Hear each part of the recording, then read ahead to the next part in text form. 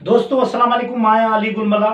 असांजो YouTube channel है Ali गुलमला Sorab Soomro official, उनके लाइक कयो, शेयर कयो ऐं सब्सक्राइब कयो। हिन वक्त असां घरनि में वेठा आहियूं दोस्तों, ऐं तव्हां बि यकीनन घरनि में हूंदव। कर्फ्यू वारी सूरत आहे ऐं इन में जेको आहे सो ॿाहिरि न निकिरणो आहे। हीअ जेकी बीमारी आहे, वबा आहे, इहा जेको आहे सो हिकु इंसान खां ॿिए इंसान ताईं मुंतकिल थिए थी पई। इन खां पाण खे बचाइणो आहे। त दोस्तों ॾिसो, जेकॾहिं पाण आहियूं त दोस्त बि आहिनि, मिट माइट बि आहिनि, पंहिंजा यार बि आहिनि ऐं पंहिंजा जेको आहे ॿार बच्चा बि आहिनि। जेकॾहिं असां ई न हूंदासीं त न असांजा मिट हूंदा, न माइट हूंदा, न असां उन्हनि सां मिली सघंदासीं। इन जे लाइ एहतियात करणु ज़रूरी आहे। मुंहिंजो दोस्त सोराब सुमरो, जेके असां ॾींहुं राति गॾु हूंदा आहियूं, अॼु मूंखां परे आहे, उहो पंहिंजे घर में आहे, मां पंहिंजे घर में आहियां। असां हिन वक़्तु जेको आहे सो पाण खे इन लाइ जेको आहे सो रखियो आहे घरनि में, ताकी इहा जेकी बीमारी आहे इहा फैलिजी न सघे। असां मां तव्हांखे न लॻे, तव्हां मां असांखे न लॻे। इन जे लाइ घरनि में वेहणु ज़रूरी आहे। हुकूमती जेके असां ते इकामात जारी थिया आहिनि उहे असांखे मञणु घुरिजनि। छो जो इन जे लाइ जो उन्हनि सां वॾा वॾा डॉक्टर, वॾा वॾा प्रोफेसर, वॾा वॾा साइंसदान उन्हनि सां जेको आहे सो जुड़ियल आहिनि, उहे उन्हनि खे ॿुधाइनि था पिया ॻाल्हियूं। असां छा पर वॾा वॾा मुल्क, तरक़ी याफ़्ता मुल्क जेके आहिनि, सभई जेको आहे सो हिन वक़्तु कर्फ्यू वारी सूरत में आहिनि, बल्कि कर्फ्यू हुते लॻल आहे। जीअं तव्हां ॾिठो त सऊदी अरबिया में एॾो वॾो असांजो मुल्क आहे इस्लामी, उन में बि कर्फ्यू वारी सूरत आहे। हरम पाक में माण्हुनि खे जेको आहे सो नमाज़ जी इजाज़त बि फ़िलहालु नथी ॾिनी वञे।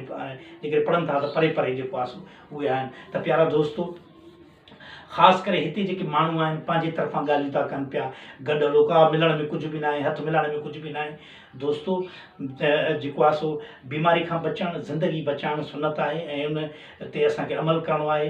ऐं जेके हुज़ूर साईं असांखे हुकामात ॾिना आहिनि उन ते ज़रूरु असांखे अमल करिणो आहे।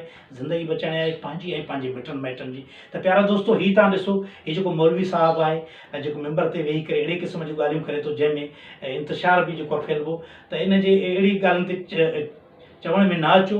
जीअं हुकूमत तव्हांखे चवे थी उएं कयो। हे ॾिसो, पहिरें वीडियो ॾिसो त पोइ सारे बंदे आपस च सलाम लैके जाएंगे। कोई बंदा एक दूसरे ने सलाम लैन तो बगैर न जाए। कंधे न कंधा मिला के, टखने न टखना मिला के नमाज पढ़ो। अगर किसी को कोरोना हो जाएगा, मैनू फड़ के चौक लिखला के गोली मार जाए, खून माफ। जी दोस्तों, तव्हां इहो वीडियो ॾिठो मौलवी साहिब जो। पहिरियां छा ॻाल्हि कई, जॾहिं पुलिस हुनखे पकड़े वई त हुन ॻाल्हि जो जेको आहे सो फेरी वई। कोरोना वायरस के खिलाफ अक़दामात काबिल सताइश हैं और मेरे पहले बयान के बाद और पुलिस ने मुझे बुलाया और मुझे ब्रीफिंग दी मुकम्मल तौर पर एहतियाती तदाबीर के बारे में। तो मैंने रात भी एहतियाती तदाबीर के बारे में कहा था कि मैंने किसी की नफी नहीं की और ना मैं करता हूँ, ना मैंने की है। एहतियाती तदाबीर जो है वो इस्लाम का हिस्सा है। उनमें हाथ मिलाने से गुरेज करना, जो भी कोई मरीज आदमी है उससे, और वैसे भी दूसरे नंबर पे हैंड वॉश करना, तीसरे नंबर पे हाथों को बार बार धोना, चौथे नंबर पे समाजी राबतों में फासला रखना। इन सब हदायत की मैं मुकम्मल तईद और हमायत करता हूँ और तमाम पाकिस्तानी भाइयों से अपील करता हूँ कि तमाम हदायत पर मुकम्मल अमल करें और पब्लिक अमराज में जाने से एहतियात बरतें। अल्लाह अमल की तौफीक अता फरमाए। हुन ॻाल्हि उहा कई जेकी असां तव्हां कयूं था, ऐं ईअं ॻाल्हियूं करणियूं आहिनि, हिक ॿिए खे अवेयरनेस ॾियणी आहे। त प्यारा दोस्तों, ख़ुशि हुजो, आबाद हुजो। हिन बीमारी खां बचिणो आहे, घरनि में रहो। हुकूमती जेके इकामात आहिनि उहे असांखे मञणा आहिनि। कंहिं बि सूरत में असां घर में वेही भुॻड़ा खाऊं, चणा खाऊं, अन्न खाऊं, भली अटो न हुजे कचो अन्न खाऊं। पर प्यारा दोस्तों, मां तव्हांखे हथ जोड़े अर्ज़ु थो कयां, हिन बीमारी खां बचिणो आहे। पाण खे बचायो, पंहिंजी औलाद खे, पंहिंजे मिटनि माइटनि दोस्तनि खे बचायो, हिन मुल्क खे बचायो।